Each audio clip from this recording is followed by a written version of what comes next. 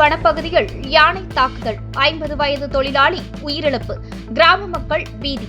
நீலகிரி மாவட்டம் முதுமலை புலிகள் காப்பகத்திற்குட்பட்ட சிங்காரா வனச்சரக பகுதியில் அதிகாலை யானை தாக்குதலில் ஒருவர் உயிரிழந்த சம்பவம் பெரும் அதிர்ச்சியை ஏற்படுத்தியுள்ளது.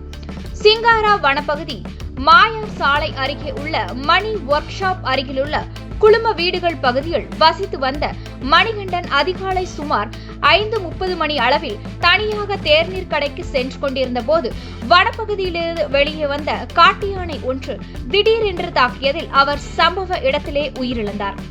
இந்த சம்பவம் குறித்து தகவல் அறிந்த வனத்துறையினர் உடனடியாக சம்பவ இடத்திற்கு விரைந்து சென்று விசாரணை மேற்கொண்டனர்.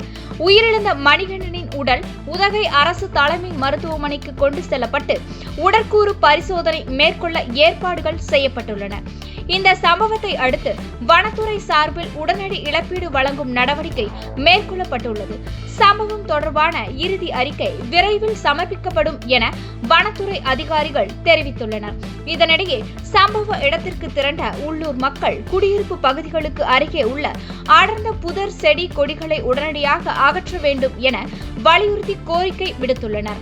மேலும் மனித வனவிலங்கு மோதல்களை தடுக்கும் வகையில் நிரந்தர நடவடிக்கை எடுக்க வேண்டும் என்றும் வலியுறுத்தியுள்ளனர். சூழ்நிலையை கருத்தில் கொண்டு உள்ளூர் காவல்துறையினர் வனத்துறையினருடன் இணைந்து பாதுகாப்பு நடவடிக்கைகளில் ஈடுபட்டு பொதுமக்களை சமாதானப்படுத்தும் பணிகளில் தீவிரமாக செயல்பட்டு வருகின்றனர்.